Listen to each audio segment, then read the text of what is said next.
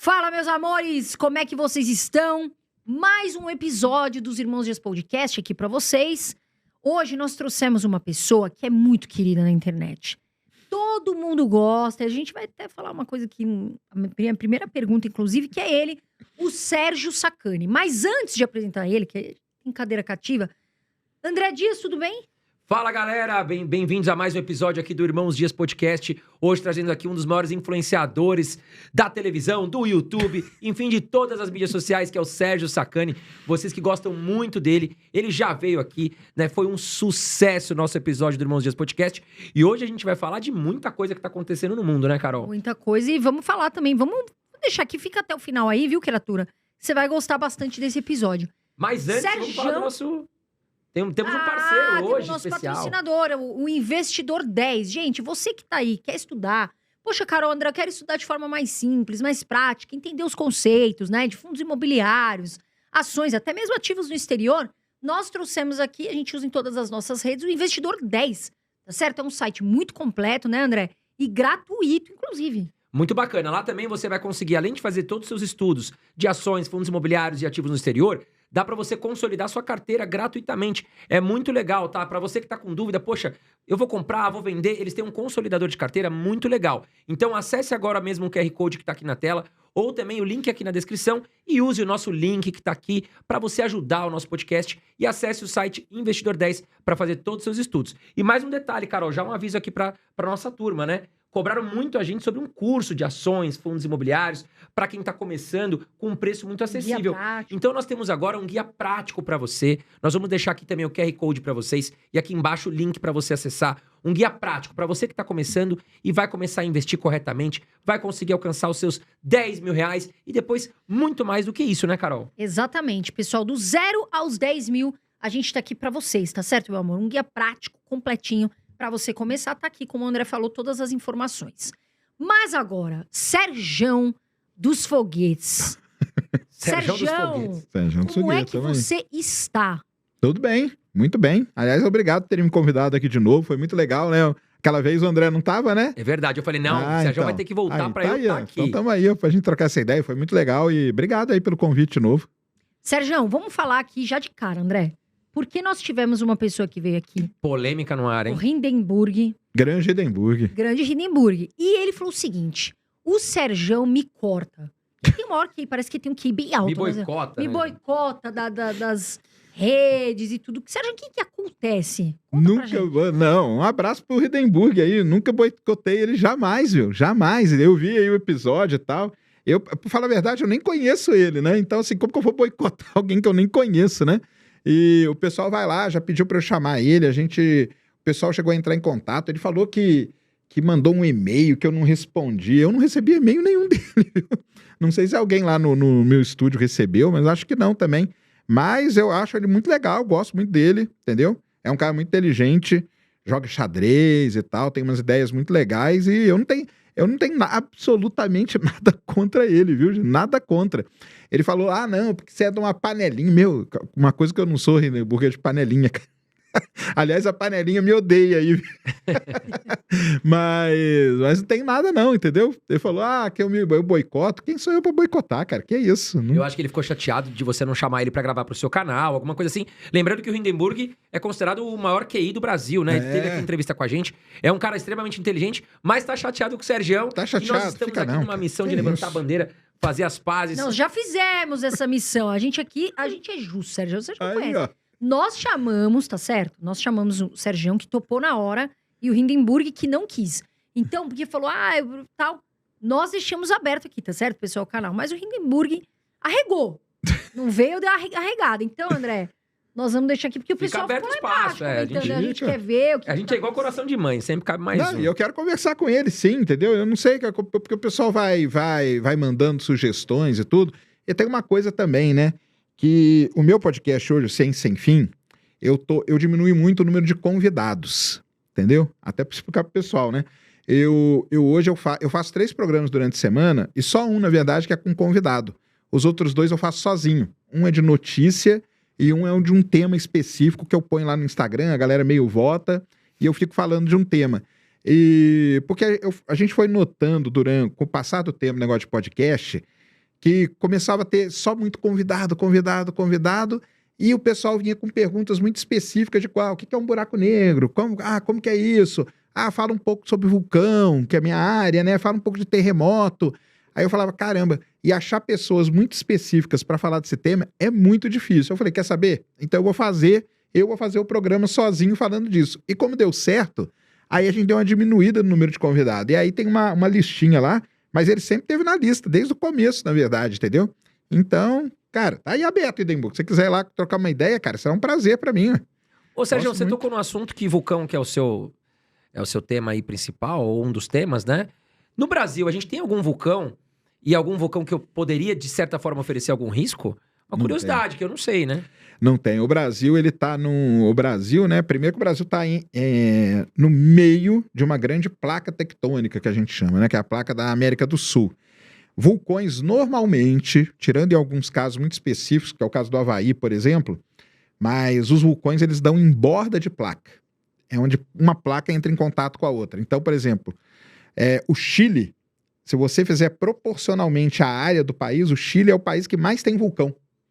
Por conta ele é uma borda de placa. Tem uma placa que está entrando embaixo da placa sul-americana. E o Brasil, geologicamente falando, é um terreno muito antigo e que está no meio de uma placa. Então não tem nenhum vulcão aqui ativo, nada disso. Terremoto tem. Aí você vai, mas terremoto também dá em borda de placa. Por que tem terremoto no Brasil? Porque terremotos, eles acontecem por algum ajuste, alguma acomodação de terra. Então, por exemplo, você vai fazer uma hidrelétrica. Aí você inunda uma grande região para fazer a represa. Aquela massa de água em cima daquele lugar que não estava, vai acabar fazendo com que aquela região ali tenha que se acomodar. E essa região, quando acomoda, gera terremoto. Ativa algumas falhas geológicas também. Então, normalmente você vê assim, terremoto na Bahia, terremoto em Minas. Tem terremotos assim. E o lugar no Brasil onde mais tem terremoto é muito interessante, que é o Acre. É o Acre. E aí tem uma explicação com a placa que eu falei que está afundando ali. A placa de Nazca, que chama, ela entra embaixo da placa sul-americana. E ela vai derretendo. À medida que ela vai entrando, porque o manto é muito quente, aí vai derretendo a rocha. E o ponto onde ela derrete, se você traçar uma linha, dá direto no Acre. Então, os terremotos que tem no Acre é do derretimento dessa placa que está entrando ali. Então, mas vulcão o Brasil já teve. Ribeirão Preto, por exemplo. Embaixo de Ribeirão Preto tem um super vulcão, só que extinto, milhões e milhões de anos. Ali tinha um vulcão muito ativo. Aí o pessoal até brinca, por isso que Ribeirão é quente pra caramba. Não, não é não, mas ali teve. Então, mas hoje não tem nenhum vulcão não, pode ficar O tranquilo. pessoal de Ribeirão pode ficar tranquilo, não Pode tem ficar risco pra tranquilo, eles. tem nada. Ah, Sérgio, qual que é a diferença? Eu acho que muitas pessoas não entendem a diferença de terremoto para vulcão. Qual que é a grande diferença de um pro outro? Terremoto é a terra mexendo. Certo. Só isso, a terra mexeu é um terremoto. Acontece quando ou uma placa esfrega na outra, sim, ou quando uma placa se afasta da outra, ou quando uma placa entra embaixo da outra. São as três coisas que dá terremoto. A terra chacoalhou, acabou. Vulcão, não. Vulcão você tem que ter toda uma situação, você tem que ter embaixo uma câmara magmática, que a gente chama, e aí cresce uma montanha, que a gente chama de cone vulcânico. Então cresce aquela montanha, então eu já tive lá, né, no Etna, no Vesúvio. A Itália é um país que tem muito vulcão, porque ali tem toda uma complexidade de placa tectônica, e tem aquelas montanhas maravilhosas. Monte Fuji, né, que todo mundo deve conhecer, é um vulcão. O Etna, o Vesúvio, aí tem vulcões aí pelo mundo todo. No México tem um muito famoso, no Chile, como eu falei, tem vários, tem o Vidia Maria lá no sul do Chile, tem vários vulcões, e aí o vulcão é aquela montanha aonde sai lava, explode lava para cima. O Havaí, né? O Havaí são vários vulcões ali, Mauna Kea, Mauna Loa, todos eles são todos vulcões importantes aí para o mundo. Atualmente, qual que é o que oferece mais risco aí pra... Então, aí tem alguns, né? Na Itália mesmo tem um que é um super vulcão, a cidade de Nápoles, por exemplo. Então, a cidade de Nápoles, metade da cidade de Nápoles fica dentro da caldeira de um vulcão gigantesco chamado Campi Flegrei. Nossa. E o mais legal de tudo, o estádio de futebol do clube do Nápoles, hoje o estádio chama Diego Armando Maradona, em homenagem ao Maradona que jogou lá. Sim. O estádio é no meio dessa cratera. Nossa senhora. E ali, mês passado, por exemplo, começou a ter muita atividade. O governo italiano mandou lá, acho que tinha umas 200 ou 300 mil pessoas fora de casa já, É um vulcão que pode entrar em erupção a qualquer momento, só que ele é muito grande. Se ele entra em erupção, ele causa um problemão. Primeiro, porque ali, se não me engano, moram 500 mil pessoas naquela região. Então, são 500 mil pessoas que vão ser afetadas imediatamente Exatamente. pelo vulcão. Só que tem um lado bom também. Por exemplo, se eu for para Nápoles, se hospede ali no Campo Flegrei, porque tem as famosas termas. Os hotéis, eles aproveitam do vulcão. Então, tem muito hotel ali com água quente, natural, Natural, que né? eles tiram do vulcão. Então, tem isso aí. Vulcão é um negócio muito interessante, cara, porque, por exemplo, o vulcão, o terreno em volta do vulcão é o melhor terreno para você plantar coisa. Olha que bacana. Por isso que A terra é muito fértil. A terra é muito fértil. Por isso que a bacia do Paraná aqui, a famosa terra roxa que a gente chama, aquilo ali é um antigo derramamento vulcânico. Por isso que a terra é muito boa. Por isso que o Paraná foi, durante anos, o maior produtor de café do mundo. Não é à toa. Olha aí que legal. E a Nicarágua, que é onde produz os melhores charutos do mundo, a folha que enrola o charuto, ela só nasce ali por causa de um vulcão que tem ali. Então, o terreno vulcânico, ninguém quer sair do lado dele, porque ele é muito bom. Só que tem o risco de explodir Exato. tudo. E aí fica naquela, né? Isso Sai que eu ou ia não falar, sai. fica ali o risco-retorno, né? É isso mesmo. Ô, Sergião, agora falando de espaço, né? Você fala muito sobre isso. E eu acho, assim, eu até fui assistir depois o filme que a gente falou aqui. E é algo, assim, muito, muito bacana de estudar. Parece que é até um pouco irreal, né? O que é buraco negro? Porque até agora, eu acho que muita gente se pergunta, mas o que são os buracos negros? O que é isso que as pessoas falam? De uma forma para o pessoal entender. Vamos lá, vamos tentar explicar aqui. Buraco negro, né? Então é o seguinte, existem estrelas, né? O Sol é uma estrela, tá? A gente considera o Sol um padrão porque a gente conhece o Sol muito bem. Ele está perto, a gente estuda ele muito bem. Só que tem estrelas no universo que são do tamanho do Sol ou estrelas que são maiores que o Sol. Para a gente falar de buraco negro, a gente fala de coisa que só é maior que o Sol.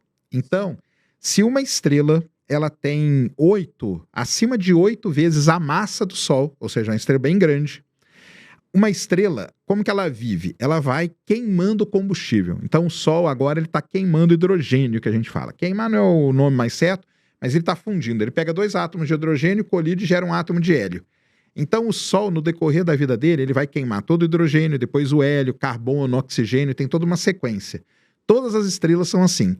Quando uma estrela é muito grande, ela consegue queimar até o ferro, que é o elemento mais pesado que a gente tem. Quando ela termina de queimar o ferro, a estrela não suporta o peso dela. E ela implode primeiro e depois explode num objeto que a gente chama de supernova. Então, essa é a primeira coisa. Uma estrela com mais que 8 vezes a massa do Sol explode como uma supernova. Perfeito. Beleza? Quando explodiu a supernova, não destrói a estrela inteira. Sobra um caroço, o núcleo da estrela ele sobra. E aí é o seguinte, quando esse núcleo, ele tem mais que 3 vezes a massa do Sol, só o núcleo agora, ele não consegue suportar o próprio peso. Porque é muito pesado, é muita massa num espaço muito pequeno. E aquilo vira um buraco negro. Quando é menos que 3 vezes a massa do Sol, vira o que a gente chama de uma estrela de nêutrons. Sim. Quando é mais que 3 vezes, vira um buraco negro. Então, é assim que se forma um buraco negro. Esse tipo de buraco negro, a gente chama ele de buraco negro de massa estelar, porque ele foi formado por uma estrela. Só que esses aí não são tão famosos. Os famosos são os que tem no centro das galáxias. Você viu, foi o interestelar, né? Sim, exato. Tem aquele buraco negro gigantesco, que é o Gargantua. Então, a grande questão que tem hoje dentro da astronomia é como que a gente sai de um buraco negro de uma massa estelar para um buraco negro igual ao Gargantua, que tem milhões de vezes a massa do Sol. O buraco negro da Via Láctea, que é o Sagitários, a estrela, ele tem 4 milhões de vezes a massa do Sol. Isso é gigantesco. A gente chama esse tipo de buraco negro supermassivo. Entendeu? Olha quantos tipos, né? Então, você tem o estelar, que eu falei, aí você tem o supermassivo. Só que do estelar para chegar no supermassivo, acredita-se que a gente tem que passar pelo um do meio. É a mesma coisa do ser humano. Sim. Imagina que você chega num planeta e você vê uma criança e você vê um adulto. Você fala, bem, deve ter alguém aqui no meio. Ou um jovem, um adolescente. Buraco negro é a mesma coisa. Acredita-se que exista um buraco negro chamado buraco negro de massa intermediária. Então, só para o pessoal entender. Os de massa estelar são dezenas de vezes a massa do Sol. Os supermassivos são centenas de milhares, milhões e bilhões de vezes a massa do Sol. E tem alguma coisa no meio. O problema dessa coisa no meio é que a gente ainda não conseguiu observar um deles. É muito difícil, entendeu? Aí você vai falar, ué, mas o de massa estelar não é difícil? É difícil também. Mas hoje a gente tem técnicas que a gente consegue detectar. O intermediário, não. Então, são esses 3 tipos, basicamente, de buraco negro que a gente tem. E é o seguinte, todos também não, né? Porque é muito grave falar. Mas a maior parte das grandes galáxias tem no meio um buraco negro supermassivo. Então, a nossa galáxia tem, a Andrômeda tem, e aí vai indo. Todas as grandes galáxias têm no meio um buraco negro, porque o buraco negro, ele é muito importante para a vida da galáxia. Ele ajuda a galáxia a viver. Então, ele pode ajudar a produzir coisa, ele pode ajudar também a matar a galáxia também. Então, matar a galáxia é quando a galáxia não forma mais estrela. A gente fala que a galáxia morreu. Então, o buraco negro e a galáxia, eles têm uma vida muito junta entre os dois. Aí existem várias perguntas em aberto hoje. Por exemplo, uma pergunta que a gente faz é, quem veio primeiro, a galáxia ou o buraco negro? O pessoal está tentando responder, entendeu? Como que a gente forma um buraco negro supermassivo? Pode ser que esses pequenininhos, eles vão se chocando, se colidindo. Quando eles se colidem, eles vão crescendo. E aí pode ser que a gente chegue assim. E aí tem outras teorias também, coisas que aconteceram no início do universo, que podem ter formado grandes buracos negros de uma forma direta. Então é uma área muito legal aí, quem quiser estudar, uma área em aberto. E no Brasil a gente tem grandes pesquisadores sobre buracos negros, tá? Tem a Thaisa, que é uma professora lá da URGS, no Rio Grande do Sul, que ela escreveu um livrinho muito legal, naquela coleção My News lá, chama My News Buraco Negro. Compre o livro dela, é excelente para essa parte introdutória aí. É excelente, é muito bom mesmo. Quando a gente fala em buraco negro, Sergião, a gente via muito, por exemplo, em desenho, quando a gente era criança, ou em filmes, que, sei lá, entrava lá um personagem do desenho e sumia naquele buraco negro. Isso é real? Existe? Por exemplo, se o Jeff Bezos ou o Elon Musk mandar um foguete pra lá em direção ao buraco negro, é capaz de sumir ali? Como é que funciona? Então, o buraco negro tem várias coisas, né? Então é o seguinte, primeira coisa dele, ele tem muita massa concentrada num volume muito pequeno. Então, é o que a gente diz que é a densidade, né? Densidade, para quem não sabe, é massa dividido pelo volume. Então, quando você tem um número muito grande dividido por um número que tende a zero, não é que é zero o volume, mas ele tende a zero, a densidade do buraco negro, ela tende ao infinito. O Einstein tinha uma frase muito legal para isso. O Einstein falava que buraco negro é onde Deus fez a divisão por zero. Porque o volume é algo que tende a zero. E aí, o que acontece quando você entra num buraco negro? Ninguém sabe. O Christopher Nolan deu uma interpretação lá no Interestelar. Ele mostra lá o Tesseract, que é aquele espaço de N dimensões e tal, não sei o quê. Mas o lance do buraco negro é, por conta da massa dele ser muito grande, nada consegue escapar dele, nem a luz.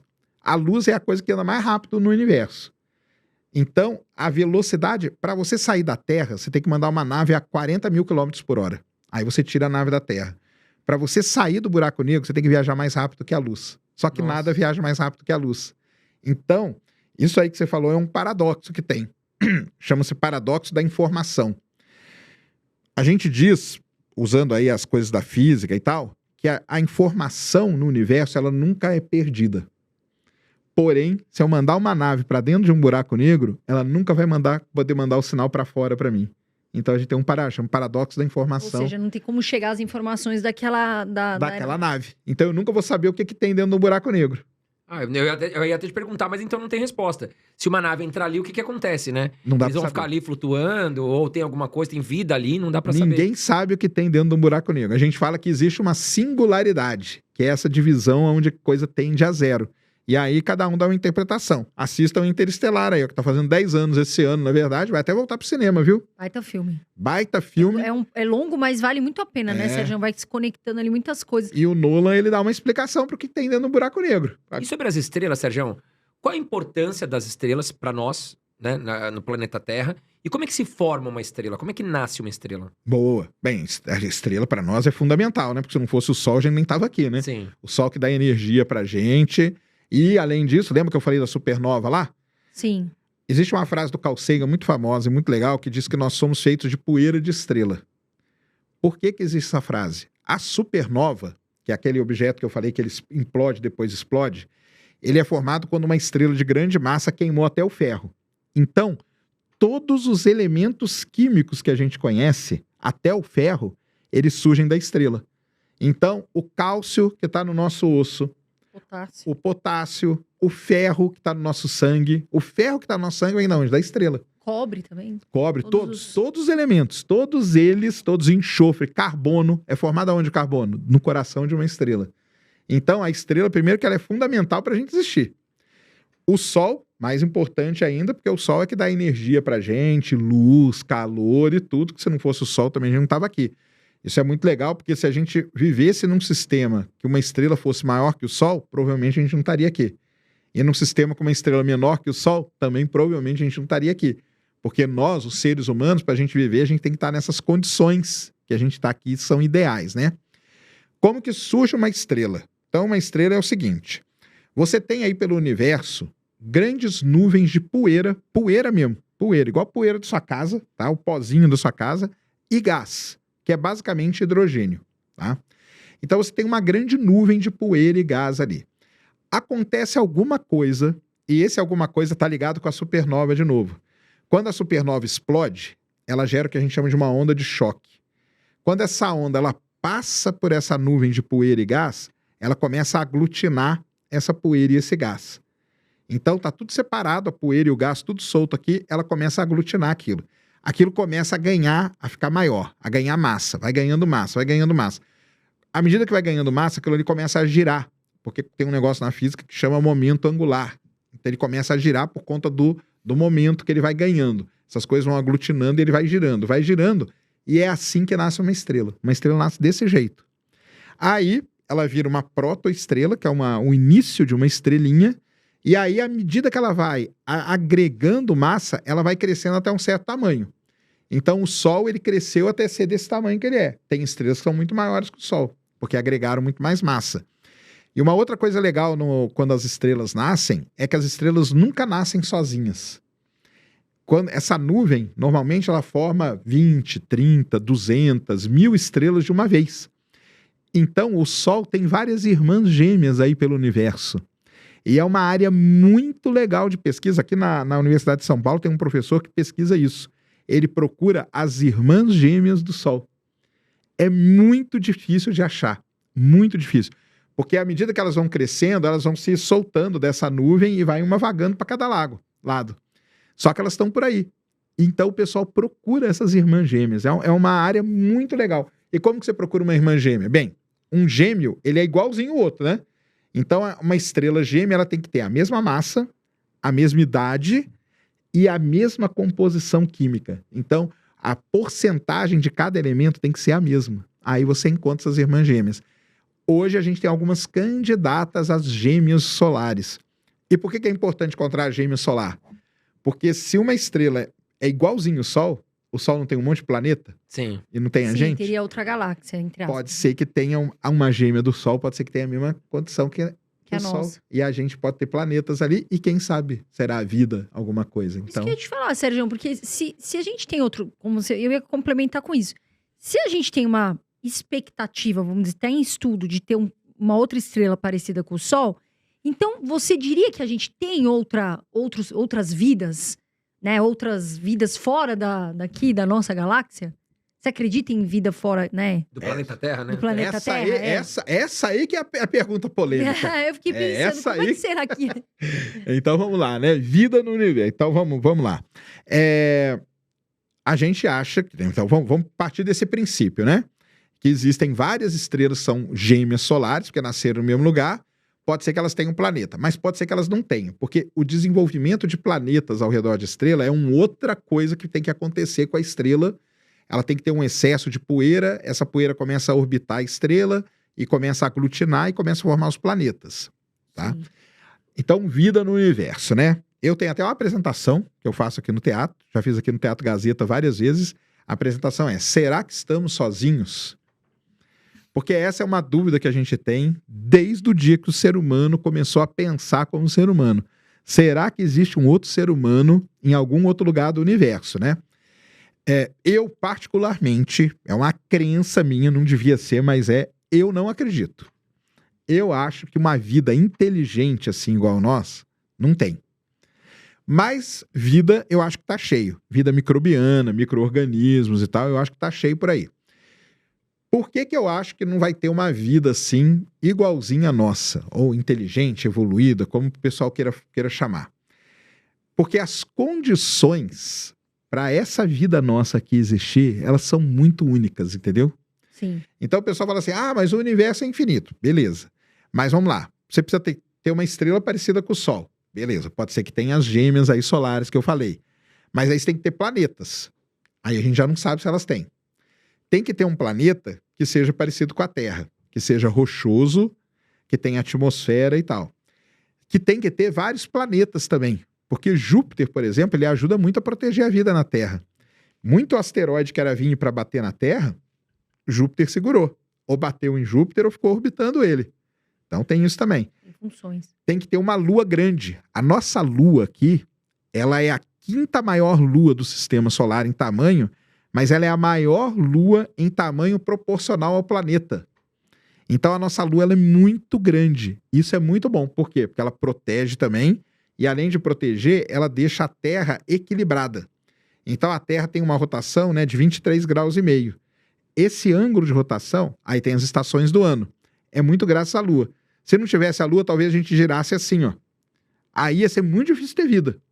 Porque ia ficar um lado aqui só 6 meses sol, o outro lado 6 meses totalmente no escuro. Não ia variar. E aí não ia variar, não ia ter essa variação. Então essa gradação da temperatura, isso é muito importante para a vida se desenvolver. Então olha quantas coisas eu falei, e ó que eu não falei nem nada do que precisa para a vida. Porque você precisa de elementos químicos, você precisa de condições, você precisa ter placa tectônica, que eu falei no começo. Hoje a gente já sabe que ela é fundamental para a vida. Porque esse lance de vulcão e de terremoto, ele faz parte de um ciclo do planeta que é muito importante. O vulcão, ele traz material que está lá no manto da Terra para a superfície. E as placas tectônicas, os terremotos, eles jogam material da superfície para dentro. Então, se a gente pega esse pedacinho aqui, a gente tem um ciclo muito importante, que é o ciclo do carbono, que o pessoal chama. E o ciclo do carbono é essencial para a vida. Por exemplo, elementos essenciais para a gente existir, eles só estão no manto da Terra. Eles precisam vir para fora. Como que eles vêm? Com vulcão. Se não tiver vulcão, um planeta provavelmente não vai ter vida. Sim. Então, olha a quantidade de coisa que tem que ter. E outra coisa, numa proporção boa também. Porque, por exemplo, a gente está aqui sobrevivendo e na nossa atmosfera, tudo bem que a atmosfera hoje está meio bagunçada, mas em média a gente tem aí um tanto bom de nitrogênio, um tanto bom de oxigênio e um tanto de CO2. Podia ser menor, né? Mas tudo bem. Ainda vamos tentar diminuir um dia. Imagina a gente tem muito CO2, igual Marte. Marte não tem vida hoje. Porque tem muito CO2, entendeu? Teria que ter uma espécie que respirasse CO2. Existem cianobactérias, bichos aí que consomem o CO2. Mas é muito... Não é a gente. Se a gente vai para Marte, você não vive. Então você tem que ter a proporção dos elementos químicos tem que ser muito certinha também. Então por isso que eu acho, achismo meu total, viu, pessoal? Pode me xingar aí à vontade, que eu sei que o pessoal me detona por conta disso. Mas é um achismo meu. Mas e se você encontrar uma vida aí, você vai ficar triste? Não, vou ficar super feliz, entendeu? Mas e as naves espaciais que a gente vê? Aí entra num outro problema, né? Então o pessoal com certeza vai comentar, falar assim, mas a gente já teve visita de outros seres. Não que seja comprovado. Extraterrestre. Comprovadamente a gente não tem, né? A gente tem pessoas que veem objetos voando, os discos voadores, OVNIs e tal. Pessoas que dizem ter tido contato com alguns seres, né? Mas tudo isso tem um problema muito sério, que é o caso da pessoa estar te contando uma coisa. Então, por exemplo, se vocês vêm aqui para mim agora e falam assim, não, mas um dia eu tava lá andando lá em Balneário e vi uma luz brilhando no céu. Eu não vou duvidar de você. Porque o que você viu, beleza, entendeu? Agora o problema é o que era aquela luz. A explicação mais legal de todas é que seja um extraterrestre. Sim. Essa é a mais legal. É a que vai gerar mais curtida, né? Mais curtida. Pô, aqui vi uma nave e tal. Não sei se vocês viram agora há pouco tempo lá em Contagem. Não vi. Não viram? Uns meninos saíram da faculdade e viram um monte de luz andando no céu. Filmaram. Falaram, olha aí, ó, é a nave visitando a gente. Tinha uma filmagem atrás que bateu o reflexo. que mostrou que era uma pipa cheia de LED. Pipa. Achei que Nossa, era... Eu uma achei que era... Não, Isso, Era uma pipa cheia de LED. Aí o cara fazia assim com a pipa e aí quando você tava filmando daqui, você só via os LED fazendo assim, ó. Puta que pariu. Eu vou duvidar que o cara viu as luzes no céu? Não vou. Mas a gente tem que ir atrás da explicação. E a explicação normalmente não é tão legal quanto ser uma vida alienígena, entendeu? Então, mas hoje, assim, Não comprovadamente... tem nenhuma comprovação, né, Sérgio? Não tem.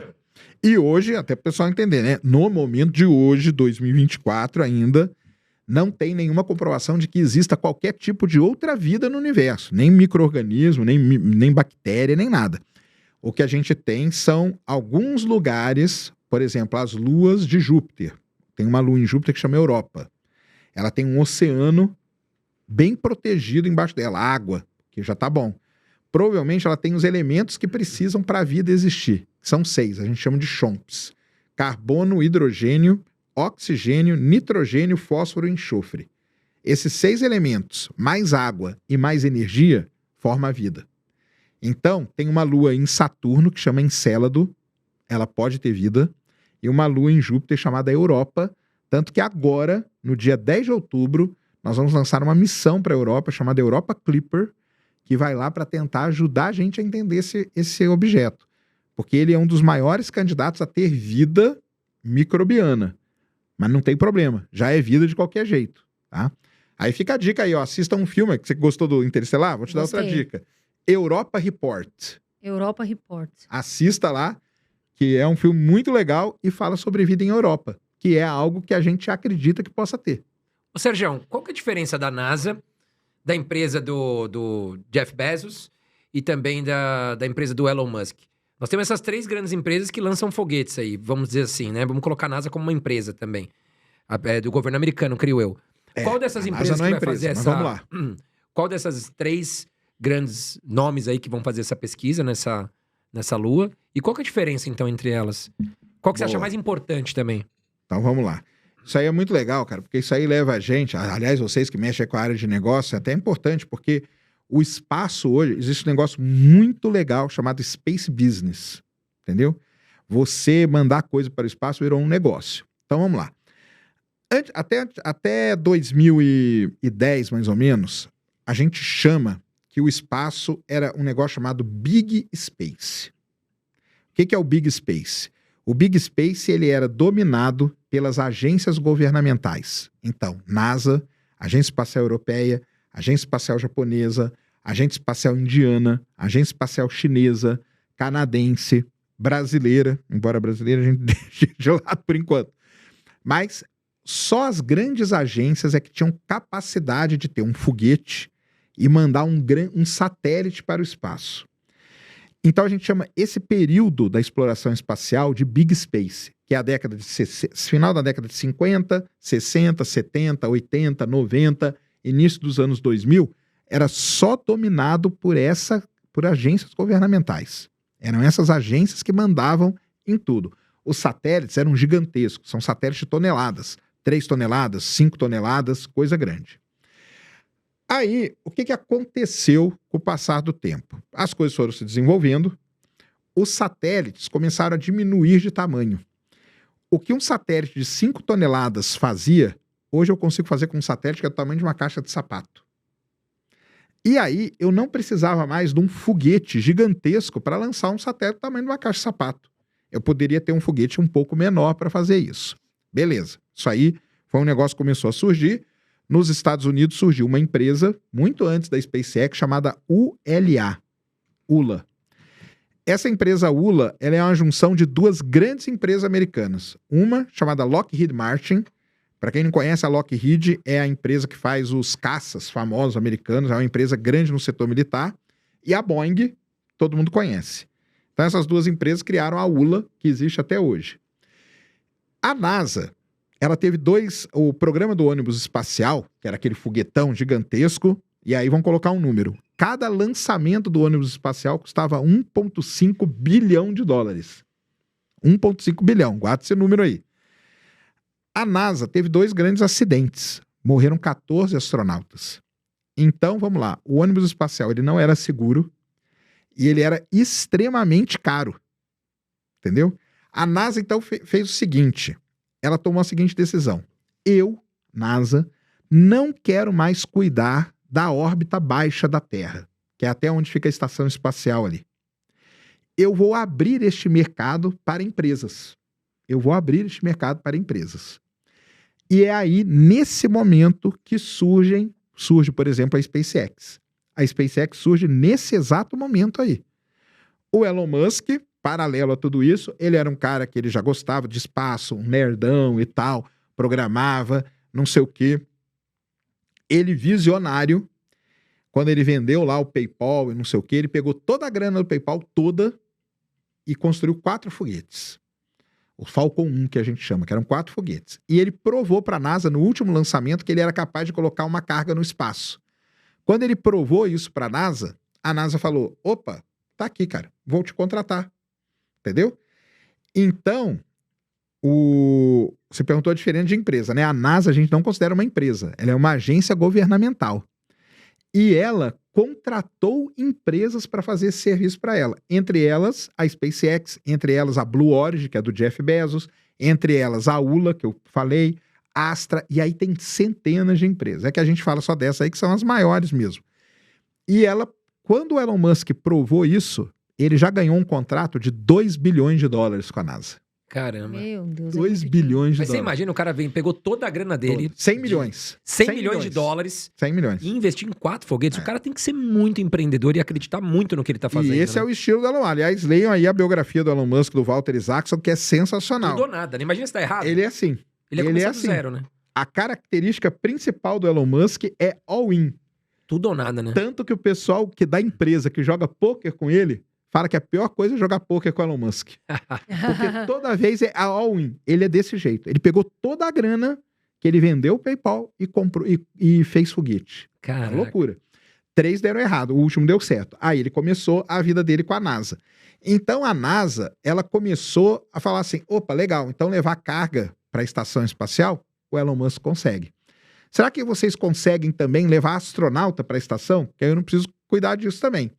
Abriu uma outra, ela abre licitação, porque ela é uma empresa pública do governo, né? Sim. Então ela abre uma licitação, as empresas vão lá, o Elon Musk ganhou de novo um outro contrato de 2,4 bilhões de dólares. Você acha que a empresa do Elon Musk tá à frente da do Jeff Bezos? Tá muito à frente. Tecnologia. Isso aí tá muito à frente. Isso aí não tem discussão. Não tem mesmo. O Jeff Bezos, ele tá vindo agora que ele vai começar a lançar o foguetão dele, que chama New Glenn e tal, não sei o quê. O outro foguete dele a gente nem conta, porque ele não é orbital. Ele só leva os turistas, né? Ele faz uma parábola só, né? Então é só isso. Mas tem a Boeing, né? Então agora, não sei se vocês acompanharam aí, o grande drama dos astronautas da Boeing.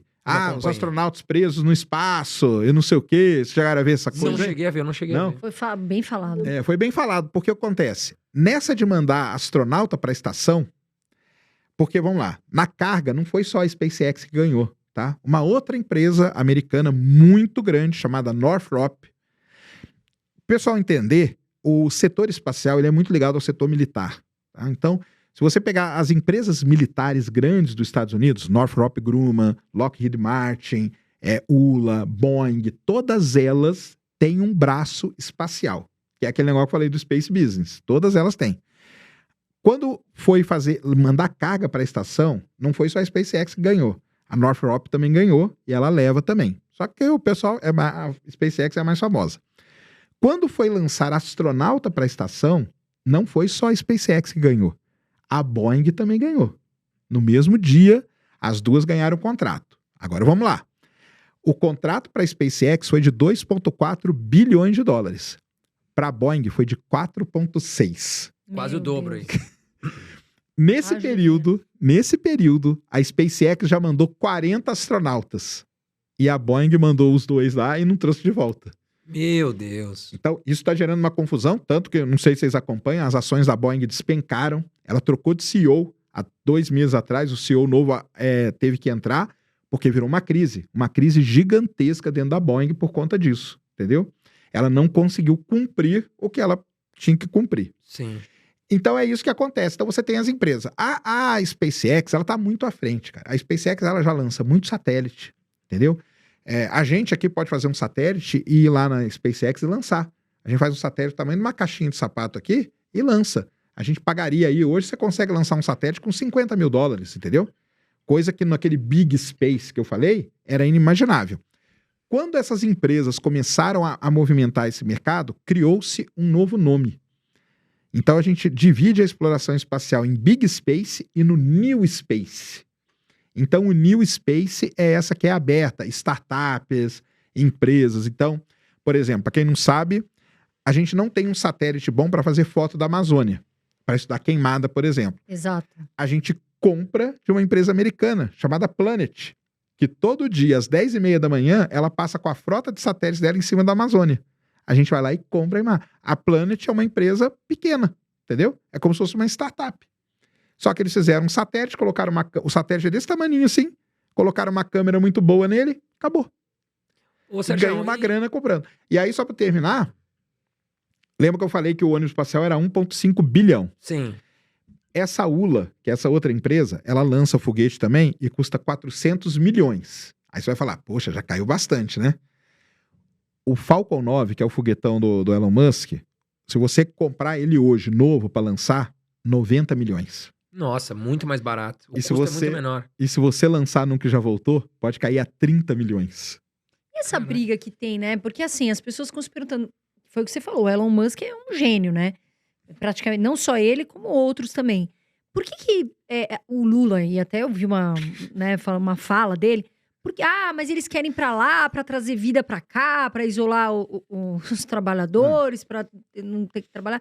Por que você acha que fica essa rixa? Ou seja, o Lula, essas falas e esses grandes, Elon Musk? Nossa, o Lula, ele não devia falar nada disso, né? Ele faz, sinceramente, cara, ele tinha que ser assessorado pra falar essas coisas. Porque ele faz a gente passar muita vergonha, principalmente nesse setor, entendeu? É uma área que ele não entende. Ele não entende, não tem como. Cara, se você não entende, não fala. Ou busca alguém pra te assessorar. Fala assim, cara, vamos supor que a vontade dele é xingar o Elon Musk, entendeu? Aí ele acordou, cara, eu quero xingar o Elon Musk. Aí ele chega aqui, André, você é meu assessor. Cara, eu quero xingar o Elon Musk, mas faz um texto só pra eu não falar tanta bobagem. Eu vou xingar ele, mas eu falo... Ele não faz isso. E ele sai falando daquele lance de improviso dele, e ele fala muita coisa errada. As coisas que não tem nada a ver. Bem, o Elon Musk, ele é um cara polêmico. Sim. Ele é um cara polêmico pra caramba. Ele tem várias polêmicas. Leiam a história, tem que ler a história do Elon Musk, tá?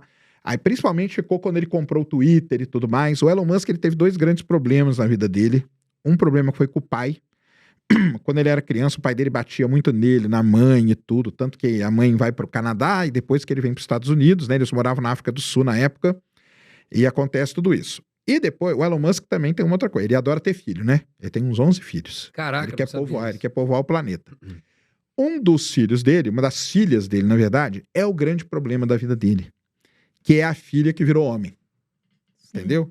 Então, vou explicar para você por que o Elon Musk comprou o Twitter. Tem um porquê por trás disso. Esse virou um grande problema na vida do Elon Musk, entendeu? E qual que era o problema? Porque ele é preconceituoso e tal? Não, não é por isso. É porque ele fala que essa filha dele só mudou de sexo porque ela só tinha uma informação de um lado chegando para ela. O lado era, mude de sexo, que vai ser muito bom e tal, não sei o quê. Ela não tinha acesso a outro tipo de informação. E por que ele compra o Twitter, então? E ele aplica aquele lance do free speech, né? Da liberdade de expressão total e tal.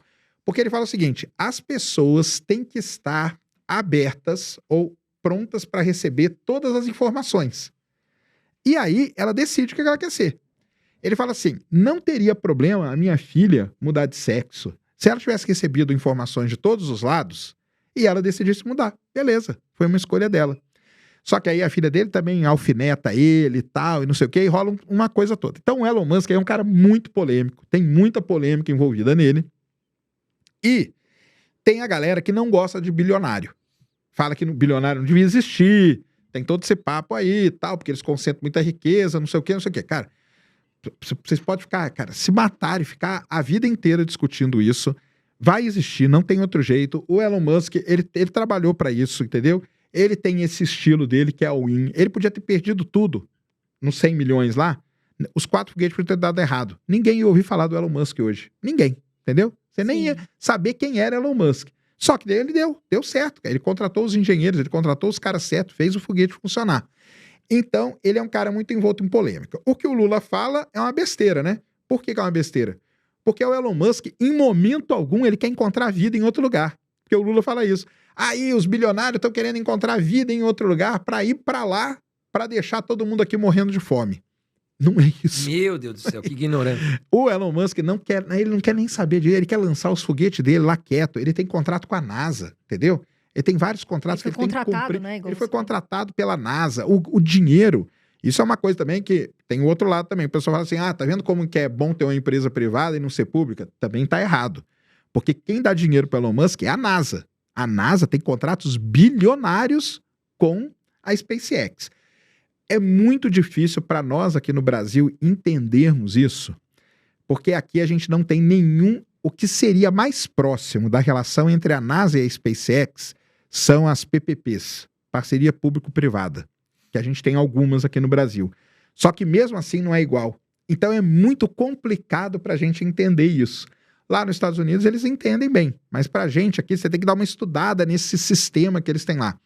Mas basicamente a NASA é um órgão governamental, público, e ela contrata empresas para prestar serviços que ela não quer fazer. Ela não quer lançar foguete para a órbita baixa. O lance da NASA é ir para a Lua, é ir para Marte, entendeu? Então, ela deixa isso com empresas. Quais empresas? Quem tem capacidade de fazer um foguete? É só a gente ter muito dinheiro, cara. Porque um foguete ele é muito caro.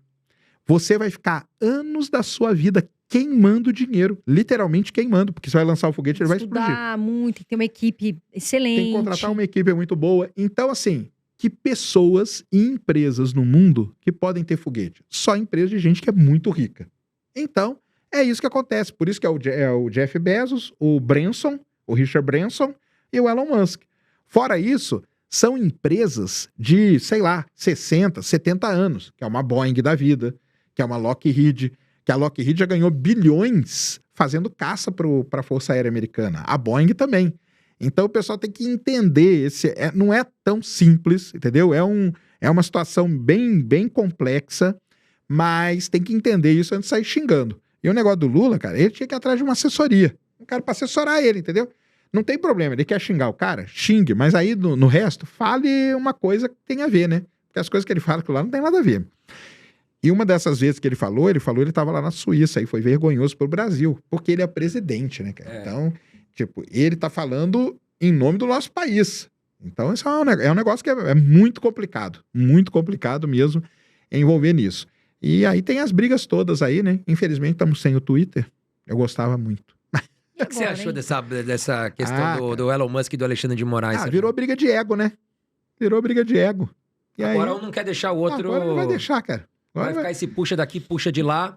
O Elon Musk também tem dinheiro pra torrar, também não tá tão preocupado com o Twitter aqui no Brasil, não né? Tá, né? E o Twitter no Brasil também nem era tão assim, né? Em número de usuários, nem é tão grande e tal. Mas, por exemplo, no meu caso, na área científica, ele é muito bom o Twitter.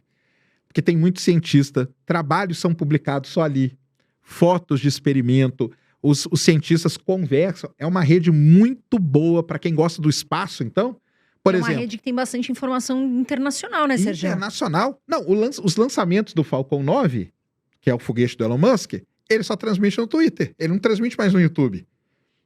Ficamos sem, tá vendo? Eu ia até te perguntar, ô Sérgio, e também teve um ponto que eu achei muito ruim, que é a questão de cortar Starlink.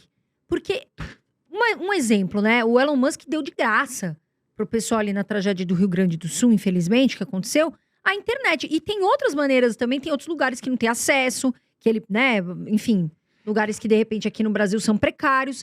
E aí, você tinha Starlink, né? Eu tenho ainda. Ainda tem? Como é que tá? Como é que tá essa... Lá, então, tá parada. Tá parada, porque uma coisa, por exemplo, né, que eles não prestaram atenção, as plataformas de petróleo da Petrobras usam o quê? Starlink. Que é longe, que nem você falou, fica dias agora, isolado. E agora, como fica? Tá lá, os caras de plataforma me mandam mensagem. Pô, Sérgio, estamos aqui ferrados, cara. Cortaram nosso Starlink agora para se comunicar. Ninguém. Agora é via... Tem outros tipos, só que é caríssimo. Mas por que eles bloquearam o Starlink? Não era só o Twitter? Por que Starlink entrou no bolo também? Não, porque aí entrou no bolo tudo do Elon Musk. Aí o Alexandre de Moraes já Aí quis entrou pegar tudo no bolo. tudo e Aí enfiou entrou no bolo. tudo no bolo E e... ferrou a Petrobras, hein? Ferro, não é só Petrobras, não. Muitas empresas, o pessoal do agro aí que usa Starlink pra caramba, lá no meio do nada, lá pra pegar dado e tal. Escolas na Amazônia, pessoal que vive ali as comunidades ribeirinhas, muitos já estavam usando Starlink para se comunicar, para estudar, entendeu? Porque tá lá, o cara consegue entrar no YouTube e ver uma aula, entendeu? Ver alguma coisa, ver um vídeo, um negócio. Então, prejudicou demais muita gente. E a velocidade é boa da Starlink, Sérgio? Porque vem via satélite, não é isso? Isso aí. É a internet via satélite, né? É excelente. Que é o futuro, acredito eu, não? É isso aí. É o Starlink, tem várias constelações, né? A Starlink é a do Elon Musk, tem a do Bezos, que ele vai começar a lançar agora, que chama Kuiper, que é da Amazon, e tem uma que chama OneWeb, que já tem alguns milhares de satélites também. Esse é o futuro, porque a latência é muito baixa e a velocidade é altíssima. Cara, Starlink você faz download a 300, 350. E é mais barato também, né? É muito mais barato. Essa questão da Petrobras, né?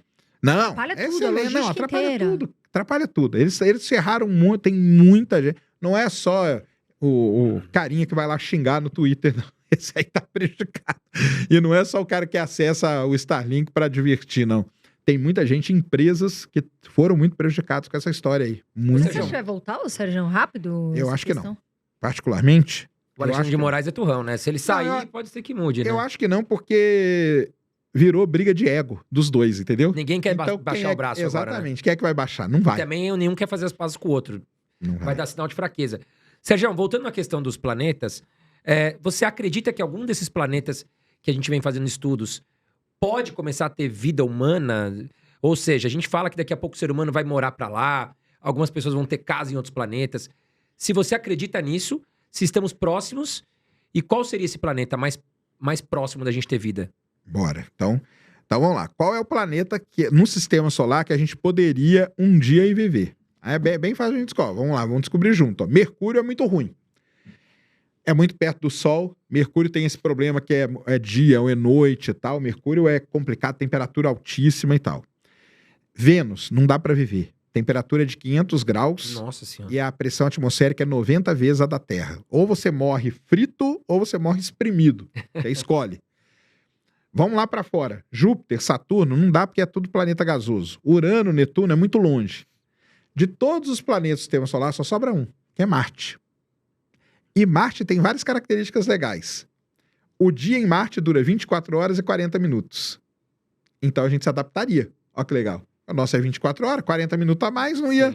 Para alguns ia ser até bom. Ia ter isso que 40... eu ia falar, até ajuda, né? Até ajuda. 40 minutos a mais no dia, ó, ia dar uma ajudada. Tem estação do ano, igual tem na Terra, só que dura um pouquinho a mais. O ano dura 2 vezes o ano da Terra só, então não é algo que iria também acabar com a nossa vida. E a temperatura, tudo bem, Marte é bem mais frio, porém tem uma região ali no Equador marciano que a temperatura, ela no inverno é bem frio, é menos 20, menos 30, mas no verão é tipo uns 5, 10 graus. Então, tem lugares aqui na Rússia, por exemplo, que é muito mais frio e o pessoal vive. Por isso que tem essa ideia da gente colonizar Marte. Essa ideia vem disso, porque Marte é o único objeto que seria... A viagem para lá, uns 9 meses, mais ou menos, ou seja, pensando que você está viajando no espaço, nem é tão absurdo assim. Você consegue ir em 9 meses. E o problema todo é a radiação. E que não tem atmosfera para a gente respirar. Por isso que o pessoal pensa em construir habitats e tudo. Fica aí outra dica de filme, Perdido em Marte. Perdido em Marte é sensacional, com o Matt Damon e tal. Que é essa ideia, é de começar a colonizar Marte. Qual que é a minha ideia? Terraformar, que a ideia do Elon Musk era terraformar, era transformar Marte numa Terra. Isso eu acho que não vai acontecer e eu acho que até ele já mudou de ideia, tá?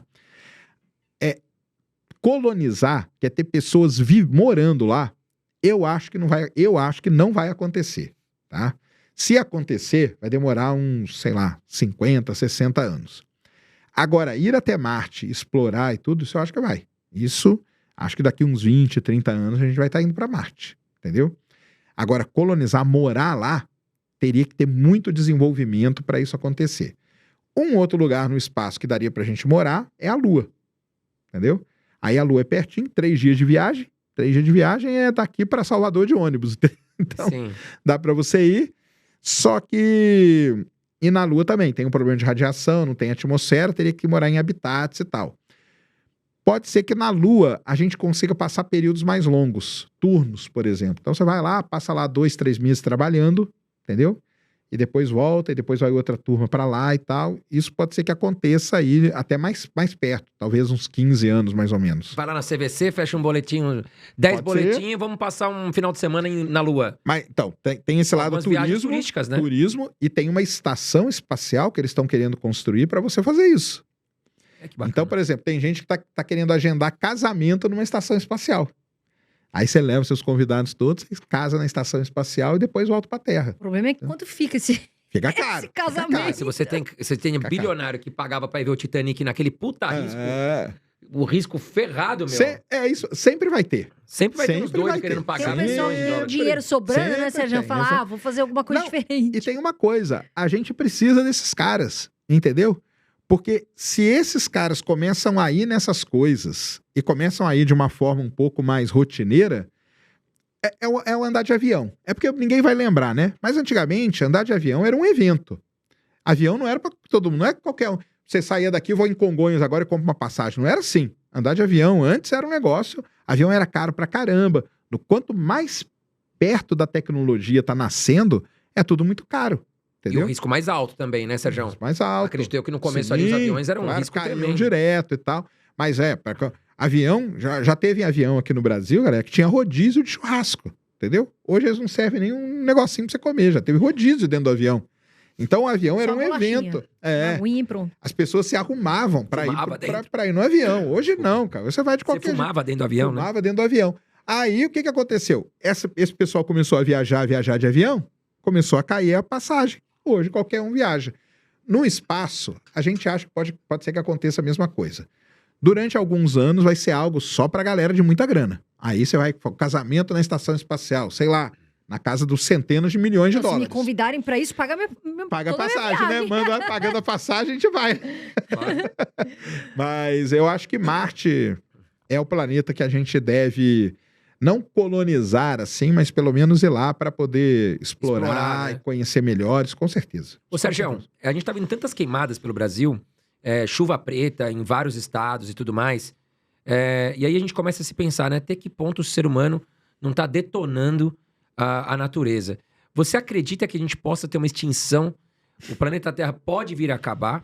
Porque a gente vem maltratando bastante a natureza. E já aproveitando o gancho, qual que é o impacto dessas queimadas para...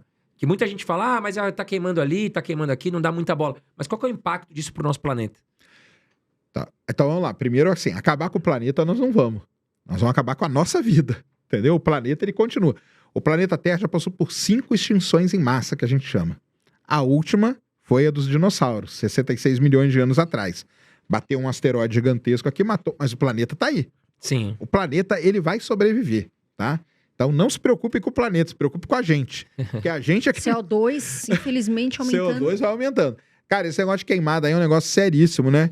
É triste demais ver isso acontecer, porque, primeiro, todo mundo sabe que essa época do ano é a época que tem queimada ali naquela região da Amazônia e tudo mais, entendeu? Então, não era para estar acontecendo o que está acontecendo agora, porque os governantes, não importa quem seja, porque isso acontece todo ano, era para ter tomado uma coisa... Precaver, né? Era para precaver e era para ter tomado uma atitude já nisso. Não é possível que todo ano é a mesma coisa e ninguém faz nada, cara. E outra, hein, vou falar aqui, ó, pode me cancelar, não adianta ficar cantando pra Amazônia não, cara. Juntar lá com o Leonardo DiCaprio, fazer uma música, isso aí não vai adiantar nada, porque o fogo vai queimar do mesmo jeito, entendeu? Exato. Vai queimar. Tem muita coisa a fazer. Por que não pega um avião? Lá no Canadá, tem muita queimada no Canadá, na floresta canadense também. O que eles pegaram? Eles pegaram um avião, CL-215, modificaram o avião ele pousa na água, enche o tanque dele de água e voa em cima das florestas apagando. Ai, que beleza. Por que não faz isso aqui? Aqui a gente tem os aviões da Embraer, KC-390, é um avião gigantesco. Por que não modifica ele para ele pegar água e olha só, olha que ironia do destino. Os lugares que tem maior queimada é onde a gente tem mais rio. Então daria para o avião descer ali, encher a barriga dele de água e ficar sobrevoando as florestas e jogando. água ali o dia inteiro, entendeu? E fica falando, por que não fazem? Isso que é o problema, porque tem o que fazer, mas ninguém faz nada, entendeu? Tem interesse em não fazer, Por que né? que tem? Fica essa pergunta. Exatamente. Aí começa a aparecer na TV, é briga de garimpo, mas na verdade tem toda uma questão climática e uma questão de governantes aí também, né? Tem. É um Que problema ninguém fala. muito sério, porque tem vários pontos ali. Tem a parte do incêndio criminoso, tem a parte do clima, e aí o cara põe um incêndio aqui, achando que o fogo vai ficar aqui, 10 minutos depois o fogo já se alastrou. Alastrou, você não consegue chegar. Tá tendo chama que tem 10 metros de altura. Como você pegar um bombeiro e vai pôr ele pra apagar uma chama de 10 metros de altura? Não dá. Você não vai Não fazer dá. isso. Vai Não engolir tem o bombeiro. como, claro. E aí você vê as notícias, que você vê é triste, cara. Contrataram 50 brigadistas. 50, cara. O Brasil metade do Brasil tá pegando fogo, cara. Contratar 50 pessoas não vai adiantar nada. Bem, são problemas sérios. Nós estamos vendo aí o clima como que ficou, né? O pessoal aí acompanhou, logicamente, né? Porque pega fogo na Amazônia. O centro-sul do Brasil, ele depende mais da Amazônia. Porque Sim. a Amazônia tem um negócio chamado rios voadores. Tudo que a Amazônia gera de coisa, traz aqui pro centro-sul. Exato. Então, sabe, Mato Grosso, São Paulo, Rio, Minas, Paraná, Santa Catarina, Rio Grande do Sul. A gente sofre demais com o que acontece na Amazônia. Queimou na Amazônia, pra onde que veio a fumaça? Desce, Direto começa aqui a pra descer. gente. Por isso, eu fui pra Joinville, tava até falando aqui antes, né? Eu fui pra Joinville e meu avião não desceu. Tive que descer em Curitiba. Por Pela quê? questão de Por causa tudo das isso da fumaças. queimada, poluição, né? Por causa das fumaças. A fumaça não deixa, não tem visibilidade. Então, assim, é um problema muito sério que a gente enfrenta. E a tristeza, e eu vou falar aqui, é que vai ser igual nos outros anos, porque não vão fazer nada. Já eram para ter feito. Esse negócio do avião aí, já podiam ter há 5 anos atrás, ter, sei lá, uns 30, 40 aviões desse modificado voando por aí. Já ia ajudar pra caramba.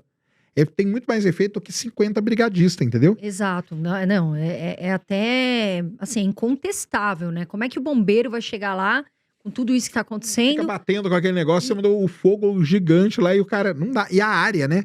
A área que tá sendo E tem incendiada muitas é muito pessoas grande. ali, né? Que vivem ali, que estão vivendo Animais. mais ainda seca. Pessoas que dependem, animais. Muito animal Sérgio, tá a gente- morrendo, muita gente tá. A pessoa passa mal, porque aí começa. Aí, olha a quantidade de problema que decorre disso. A pessoa começa a passar mal. Aí ela vai pra onde? Vai pro hospital. Aí o hospital começa a ficar sobrecarregado de pessoas com problema respiratório. E aí enche de outros problemas também, Que né? não era pra estar tendo. Aqui, por exemplo, a gente tá tendo esse problema. Aí você vai no hospital em São Paulo, no Rio de Janeiro, em Curitiba, tá tudo lotado com pessoas com esses problemas. Por quê? Porque tá respirando essa fumaça que tá vindo pra cá. Não, até o céu, né, Sérgio? A gente olha, tá totalmente diferente, poluído, O né? céu tá horrível, o sol, né? O pessoal fala assim, nossa, olha que bonito. Não é bonito, tá, pessoal? É bonito de se ver, mas é terrível aquilo ali. Você vê o sol vermelhão, viu o sol vermelho na sua cidade? É queimada.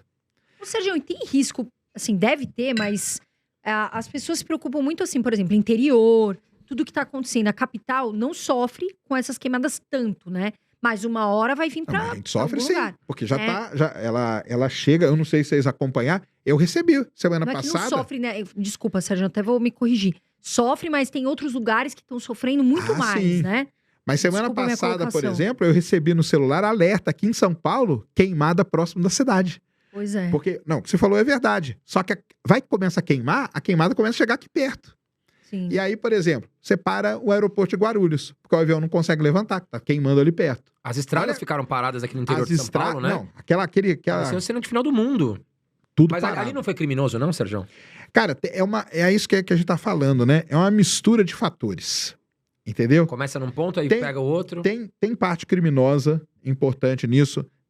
O agro também colabora um pouco, porque queimar é uma maneira que eles usam para limpar o terreno antes de fazer uma plantação. Então tem isso também. Por exemplo, poderia ter atrasado um pouco, porque a gente sabe que está muito seco. Atrasa um pouquinho, ó. Tipo, semana que vem uma chuva aí e vai dar uma acalmada. Aí você faz o que você precisa fazer, entendeu? Então são vários fatores. O fator climático é o fator dos incêndios criminosos, entendeu? E é Falta tudo de isso. dinheiro do pessoal do governo, dos Mas não é governantes falta de também. dinheiro, não, viu? Pra mim é falta de Perdão, interesse. falta de interesse, né? Aí sim. Porque dinheiro tem, né, dinheiro Sérgio? tem, Tá ué. faltando Dinheiro investir. Porque aí, daqui a pouco, ele vai lá e contrata os caras pra ficar cantando. Eu falo isso, o pessoal fica puto comigo, mas é verdade, cara. Não, porque tem Cantar. artista que falou, mas agora não E aparece. agora, cadê eles? Cadê cantando aí? Cantar não adianta, cara. E tem muita coisa pra fazer. Põe essa galera aí pra pensar, cara. Tem muita coisa pra fazer. Esse lance do avião aí, aprende aonde já acontece isso. Canadá e Europa. Boa parte desses aviões que eu falei hoje estão no Canadá e na Espanha, porque a Espanha sofre muito com esse tipo de incêndio também. Só que você não vê na cadeia, você não vê na manchete. Por que você não vê na manchete o Canadá? Porque na hora que começa esse incêndio, eles começam a pegar esse avião e jogar. E vai jogando. Então por que não faz isso? É impressionante, porque se fosse um negócio que não tem solução, mas tem a solução.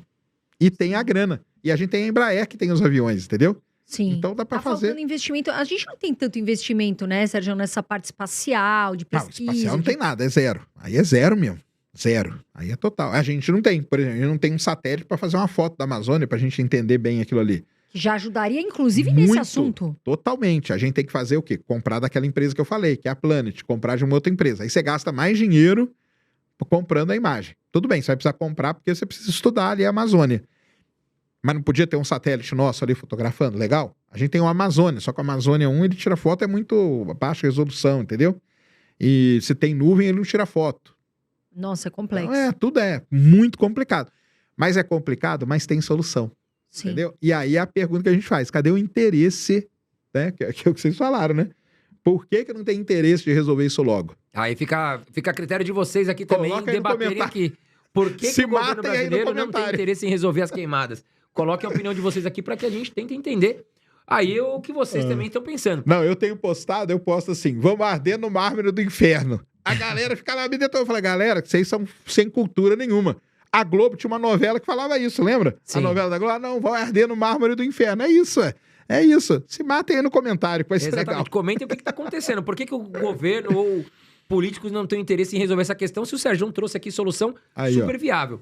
Agora, Sérgio, voltando à questão das pesquisas espaciais, essas missões que estão em estudo, qual que você acha que tá a mais importante que está para acontecer? Ah, mais importante é essa que eu falei, que vai lançar dia 10 de outubro, que chama Europa Clipper.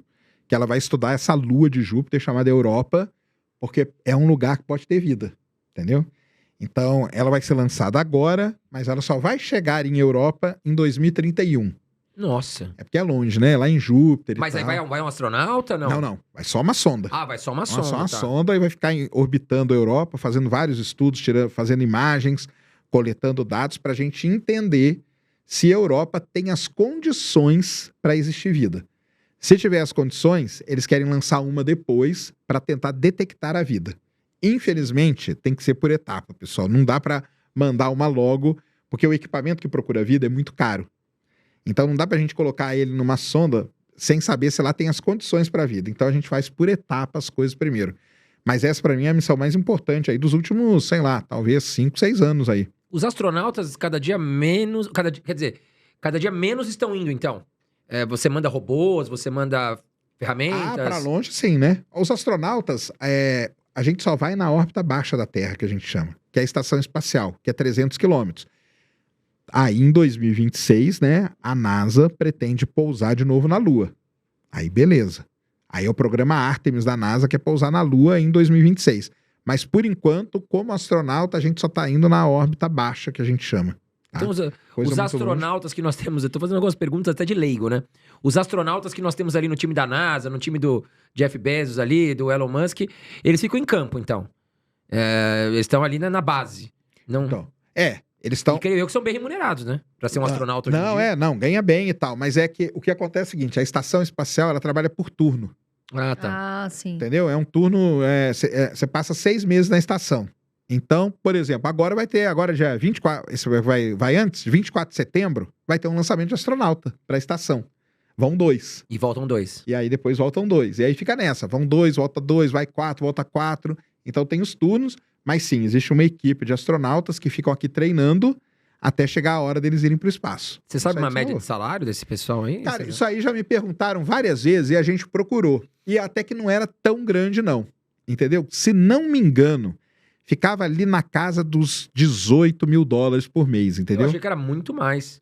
Muita Até gente porque eles achou. têm um risco, eles têm Então. exatamente um risco de não voltar, né? Só que aí eu acho que quando eles estão no espaço, eles ganham um a mais. Entendeu? Sim. Então, deve ganhar uns $20 mil por mês. E Aí. os 2 astronautas da Boeing que foram e, enfim, esses morreram. Não, estão lá. Estão Mas- bem, estão bem. Tão bem, mas... Tão bem. Mas e agora pra voltar? Então, aí é que começou toda uma grande discussão. Como iam voltar esses caras de lá? Porque o que aconteceu, para quem não sabe, né? A Boeing lançou uma cápsula chamada Starliner E ela já foi com problema. Ela já foi cheia de problema. O cara lá, que chama Butch Wilmore, o astronauta, ele conseguiu acoplar na mão com a estação espacial, que é um negócio muito difícil de fazer. Ele conseguiu acoplar com a mão. Entraram na estação e estão bem. Tanto que eles falaram agora, 3 dias atrás, eles falaram, estamos bem, felizes e trabalhando. Então não tem problema nenhum com os astronautas. Aí, bem, a cápsula está com um problema. Os caras precisam voltar. Ah, isso é um detalhe, tá? Era para eles ficarem 8 dias só. 8 dias. Quanto tempo eles estão, Sérgio? Agora acabaram de fazer 3 meses. Só que eles vão ficar até fevereiro de 2025. Meu Deus. Vai Só os voltar, já dois. vão estar sem esposa, sem nada, talvez. Coitado, esses daí vão Fizeram sofrer. essa pergunta outro dia na conferência da NASA. E aí, como que fica a família dos caras? Não, a família tá sabendo, elas estão acostumadas. Bem, acostumadas não estão, não, Pô, viu? Mas- daqui 8 dias Tem tô o aí, que fazer, já. né? Já tô. Me espera, mais uma semana eu tô aí. Pô, agora eu vou voltar daqui 1 ano. meu. É, não dá, né? Então. Sérgio, aquela questão que a gente vê que tem um nome até a teoria, também vou fazer aqui uma pergunta leiga, e talvez até um pouco ignorante, né? A gente fala que tem uma questão que no universo o tempo passa mais rápido, né? Que tem essa teoria, eu esqueci até o nome, Sérgio, como Teoria chama? da relatividade. Isso. Então, esses astronautas, qual a parte que isso acontece? Porque o que eu fiquei pensando é, se eles estão lá, o tempo tá passando mais devagar para eles, ou não? Então, quando eles chegarem aqui, entre aspas, eles têm um tempo menor do que nós, né? Ou tô falando uma bobagem? Não, é isso aí mesmo. Então é o seguinte, né? Então, só para completar, os astronautas estão lá e eles aí veio a discussão como que eles vão voltar. Acabou que eles vão voltar na SpaceX, o que foi uma derrota para a Boeing, porque é a grande Vai voltar na concorrente dela. concorrente, meu Vai Deus voltar do na céu. concorrente, mas vão voltar. Essa questão é muito legal. O que acontece é o seguinte: segundo a teoria da relatividade, se eu pegar uma nave aqui, mas eles têm um irmão gêmeo, Sim. um deles pega uma nave e vai perto da velocidade da luz, tipo 60% da velocidade da luz. Quando ele voltar, o tempo para ele passou devagar. E para o irmão gêmeo que estava aqui, o tempo passou normal. Sim. Então, quando ele voltou, quando você olhar para os dois, eles não são mais gêmeos. Mas como que eles não são mais gêmeos se eles são irmãos gêmeos? Sim. Isso cria-se um paradoxo. Paradoxo dos gêmeos. Ah, sim. Entendeu? E um que vai estar muito mais novo do que o outro. O outro mais novo que o outro. Beleza. Isso é quando você anda muito rápido. Os astronautas que estão na estação, eles estão a 27 mil quilômetros por hora, orbitando a Terra. Porque a velocidade de órbita da Terra é 27 mil quilômetros por hora. Esses que passam 6 meses, eles sofrem efeito também. Só que é um efeito muito pequenininho. Tá? Sim. Não chega a ser um efeito assim. Porém, esse é um grande estudo que é feito hoje no organismo da pessoa. Então, olha que legal que aconteceu alguns anos atrás. A NASA tinha 2 astronautas que eram irmãos gêmeos, Scott Kelly e Mark Kelly. O Scott Kelly foi para a estação e ficou um ano no espaço, 340 dias. E o irmão gêmeo dele ficou aqui na Terra. Quando ele voltou, eles puderam comparar os dois. E tinha diferença. Maluco. Deu uma diferença. Mas até física, ô Sérgio? Sim, né? Física não chega a ser aparente, mas começaram a fazer exames mais detalhados, exame de vista, a visão de um piorou mais do que a do outro, a audição de um piorou mais do que a do outro, o sangue de um ficou diferente do outro. Começou a ter mudanças ali.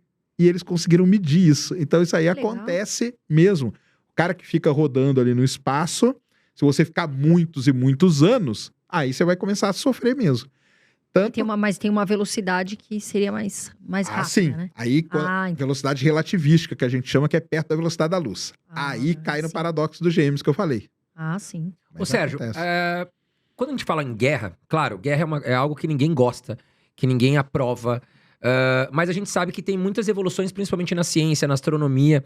Se a gente pegar as últimas guerras, quais foram os avanços mais significativos que a gente teve aí no caso da ciência? Boa. Vamos começar falando da bomba atômica, né? Não tem como, né? Então, vejam aí Oppenheimer, né? Filmão aí ganhou o Oscar, todos os Oscars, né? Aquele momento ali do Projeto Manhattan, que foi para fazer a bomba atômica, foi a maior reunião de físicos ganhadores do Prêmio Nobel juntos na história da humanidade. Nunca você teve uma situação igual aquela. Aliás, o Oppenheimer é o único que não tinha ganho o Oscar. Nunca ganhou o Oscar, o Nobel. O Oppenheimer era o único que não ganhou o Nobel, tanto que ele era muito criticado por ser o líder. Mas ali você tinha o Feynman, você tinha o Fermi, você tinha o Bohr, essa galera top.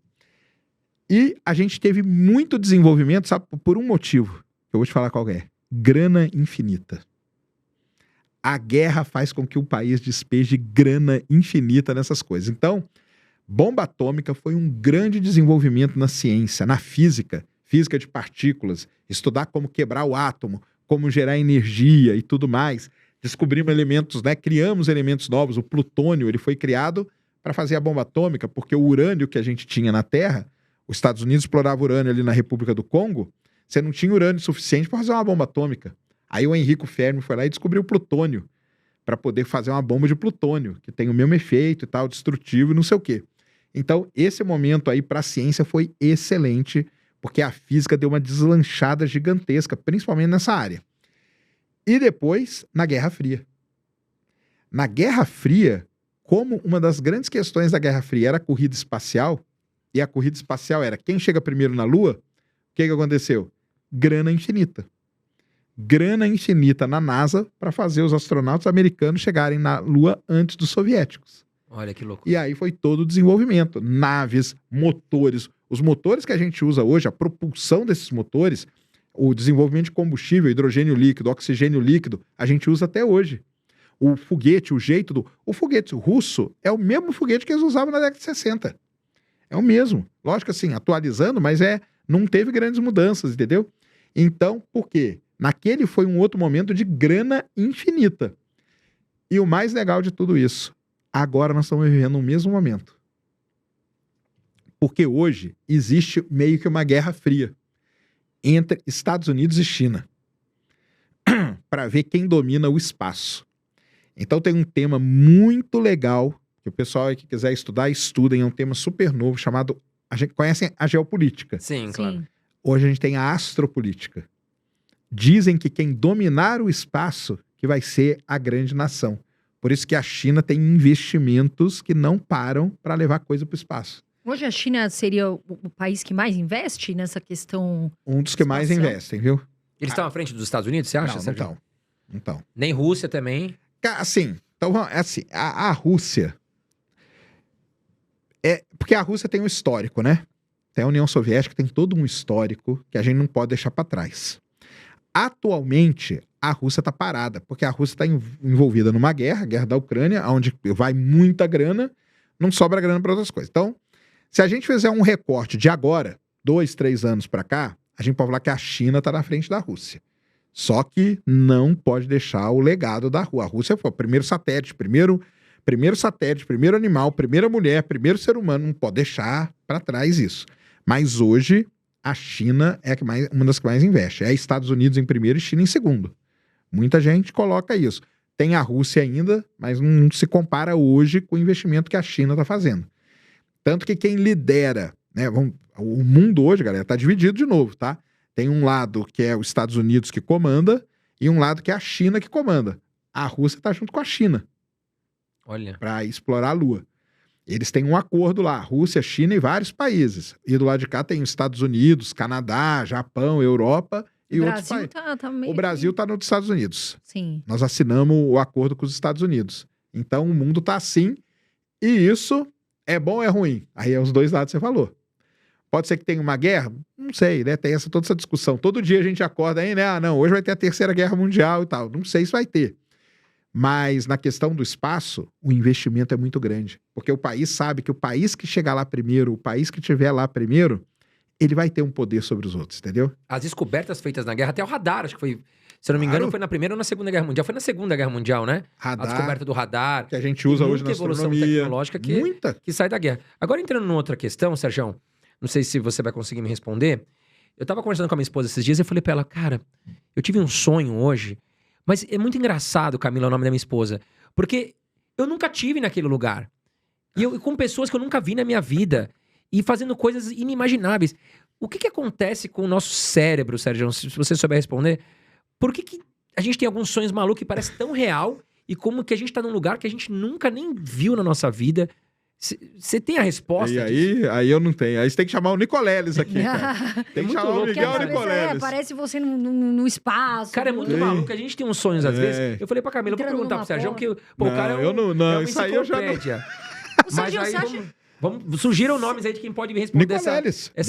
Nicoleles. Miguel Nicoleles, o grande pesquisador. Vamos estudar os sonhos.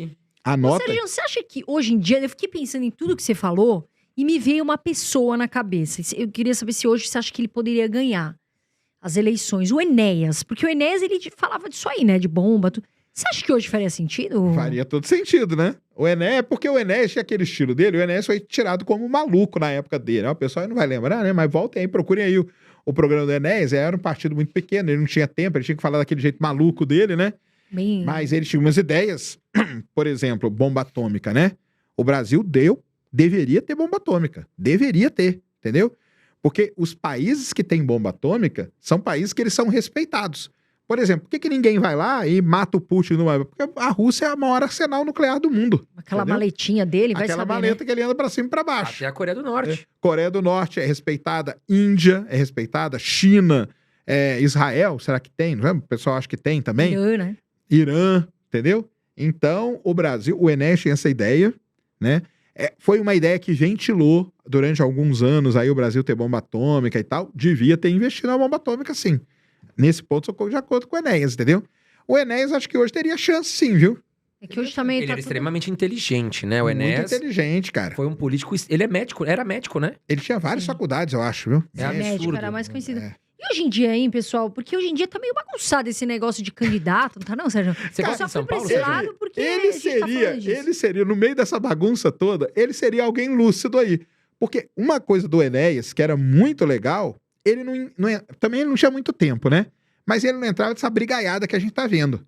Porque ninguém, você assiste debate, você assiste programa, ninguém fala de um programa para ajudar a cidade, por exemplo. Até a cadeira, o banco voou É ontem, só né? um batendo no outro, um xingando o outro. O Enéas, qual que é a vantagem dele? Ele não fazia isso. Ele vinha e dava uma proposta. Eu quero que o Brasil tenha bomba atômica. Pô, é uma proposta, pelo menos.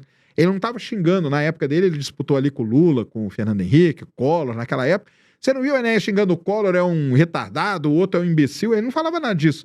Ele vinha e punha a proposta dele. Que hoje seria uma lucidez no meio de toda essa confusão que a gente tá vendo, né? E ele teria grande chance de ganhar hoje pela força das redes sociais, né, Sérgio? Pô, Porque na provavelmente sim. época, Não a tinha, gente né? sabe que era a TV Globo, que quem tava na televisão e tinha apoio da Globo tinha muito O que a mandava ganhar, era né? horário político, Era né? o Na horário televisão. político. É E o isso Enéas aí. não tinha tanto espaço. Hoje, na rede social, eu acho que o Enéas tinha grande chance Tinha aí de grande. ocupar cargos importantíssimos. E se ele se mantivesse nessa de sempre expor a proposta, eu acho que seria muito mais legal do que essa confusão aí, cara. Porque essa confusão não dá, cara. Eu voto aqui em São Paulo, entendeu? É triste mais, cara. Você vê a maior cidade do Brasil, entendeu? E você olha pros candidatos e fala assim, cara, e aí, cara? É um mais louco que o outro e você não entende. Pergunte para qualquer um, qual a sua proposta para o transporte? Eles não têm. Qual a sua proposta para a Começa a atacar um educação? ao outro, né? Eles só falam assim, a minha proposta? Não, o fulano não fez nada. Não, cara, eu não quero saber o que ele não fez, não. Eu quero A saber questão do teleférico, dá certo, Sérgio, não você acha aqui? teleférico, eu acho que o teleférico lá do... O Marçal que fala teleférico, né? Ele compara o teleférico com a cidade de Medellín, né? O problema do teleférico em São Paulo é que eu não vejo São Paulo com um desnível de relevo para você justificar ter um teleférico. A cidade onde o teleférico deu certo no mundo é a cidade de Medellín, na Colômbia. Por quê? Porque lá, boa parte da população mora praticamente nas cordilheiras, entendeu? Então o cara tem que sair de lá e descer para trabalhar na cidade. Aí o teleférico faz sentido. Que é onde a gente vê teleférico fazer sentido. Camboriú acho que não tem teleférico, não, mas ali do lado tem, né? Tem um bondinho, mas é só pra gente atravessar ali. Eu vi que o Marçal até citou numa das... acho que até ele citou, mas ele deve ter se Enganar, equivocado. Porque lá nós temos um teleférico, um bondinho, só que é só pra atravessar o morro ali, que é uma zona turística, né? Então você atravessa de uma praia pra outra. Mas ali por quê? Porque tem um relevo. tem um relevo, tem uma montanha. Teleférico, ele serve para onde você tem relevo acidentado. Aí o teleférico é muito bom. Eu não vi, logo, eu não tenho nem acesso ao estudo. Ele deve ter feito algum estudo e tal. Mas olhando para a cidade de São Paulo, ela não... Por exemplo, no Rio de Janeiro, teria muito mais sentido ter teleférico, e até tem, né? Acho que lá no Alemão tem, né? O teleférico lá do Tem. Alemão, lá que desce ali a galera. Aí faz Eu não sentido. sei se é lá, eu acho que É é, que as né? comunidades lá são em morro, né? Aqui não Então, é em morro, né? Faz Tem sentido. aquele, né? Isso. São Paulo, o relevo não pede um teleférico, entendeu? Porque o teleférico tem essa função. Agora, mas não sei lá, se vai ficar bonito também, não sei se vai ficar bonito também não, entendeu? Ah, por que não investe em metrô? Se eu tivesse a chance de perguntar pra ele, eu ia perguntar por que você não faz metrô em vez de teleférico? Que seria bem útil Porque aqui o pra... metrô leva muito mais gente, cada Trem, né? composição do metrô leva muito mais gente que o teleférico. O Exato. teleférico leva muito pouquinho. E uma coisa de comparar com Medellín, só antes o pessoal me xingar aí, Medellín também é muito menor que São Paulo, tá, cara? Medellín tem 2 milhões de habitantes. Então, e São Paulo, acho que só a Zona Leste tem uns 4, quase 4 milhões. Então, assim, é uma diferença muito grande. Teleférico funciona em cidades menores, tipo lá para levar o pessoal a atravessar o morro, mas aí nós estamos falando do quê? 600 mil pessoas? Camboriú? Menos até. Então, e agora... Não, e é só pra quem tá fazendo turismo ali, não é o Sim, dia a dia, né? Não é o dia a dia. Ali você vai visitar uma praia, alguma coisa. Então, eu acho, mas assim, não tô falando assim do que eu vejo, eu já tive em Medellín e tal, entendeu? Lá funciona muito bem, porque a galera tem que sair lá do morro pra descer pra cidade. E é Aí, bem beleza. menor. Não dá pra enfiar o metrô na montanha, Não dá né? pra Até enfiar. onde... Então, não conheço, isso. mas o Ah. teleférico funciona nessa Nessa questão. situação. São Paulo, eu não vejo acidente geográfico que justifique ter um teleférico. Então, Já definiu o seu voto em São Paulo, Sérgio? não defini ainda não, viu, cara? Tá difícil, viu? E a cadeirada, Sérgio? O que você... Então, é isso aí, Nossa né? senhora, É me isso. acordaram pra O falar, o debate Marcel... é isso, cara. O debate virou Datena isso. brigou com o O Marçal. Datena pegou e deu uma cadeirada na cabeça do Marçal, né, cara? Sei, então, é isso. É triste isso. Porque o Marçal também fica provocando. Tá certo ele? Pra mim não tá, cara. Porque o debate deveria ser assim. Fala aí sobre a sua proposta para educação. Não sei. É de nenhum deles, cara. Pra ciência, que é a minha área. Nenhum deles. Eu não vejo nenhum. Eu vou defender minha área agora. Eu não vejo nenhum deles falar o que eles vão fazer para ciência e tecnologia em São Paulo, por exemplo. Entendeu? Nem nos debates, a própria imprensa não leva esse tipo de Não, pergunta, né? Os jornalistas também não perguntam, né? Mas eles podiam falar. Mas Você eles... sabe que eu venho nos debates, eu sinto que a Marina Helena e a Tabata, as mulheres estão levando ali o cargo de ter mais proposta do que os homens. Acabam que elas falam da proposta, né? Elas é que entram menos nessa Elas não se brigaiada agridem, aí. né? Mas aí um começa, o outro, em vez de baixar aí pra proposta, não, ele começa a responder. E o brasileiro também, que aí adora uma começa- briguinha, E aí né? o brasileiro gosta, aí joga tudo nas redes sociais, aí pronto. Aí também. Mas cara, preste atenção bem onde você vai votar. Eu não sei onde vocês votam, galera, mas preste atenção, tá? Tenta ver quem pelo menos tem alguma proposta, né? Porque sem proposta é fogo, cara. Não dá. Como que eu vou decidir quem que eu vou votar se é só uma brigaiada, né? Exatamente. Ô, Sérgio, falando em Brasil, qual foi a maior descoberta na astronomia que nós tivemos aqui, que a gente pode bater no peito e falar, essa é do Brasil? Ah, sim, a gente tem. O Brasil, ele tem muitos astrônomos muito bons. Tem um aqui na USP que é sensacional, chama Augusto Daminelli. E ele estuda uma estrela muito interessante, daquelas estrelas grandes que eu falei, ele estuda uma delas, que chama Carina, Eta Carina. Ele é o maior estudioso dessa estrela no mundo, entendeu? E ele é respeitado pra caramba, em vários congressos, artigos, sempre citam ele, porque ele é o cara que mais entende dessa estrela. Por que essa estrela é muito importante? Porque ela pode ser a próxima a virar uma supernova, que eu falei. Por que supernova é importante? Porque gera os elementos e tal, então toda aquela coisa, e ele é um dos maiores estudiosos dessa estrela aí. E o Brasil, cara, na astronáutica, né, hoje a gente é zero, mas a gente já foi muito importante, a gente já foi referência.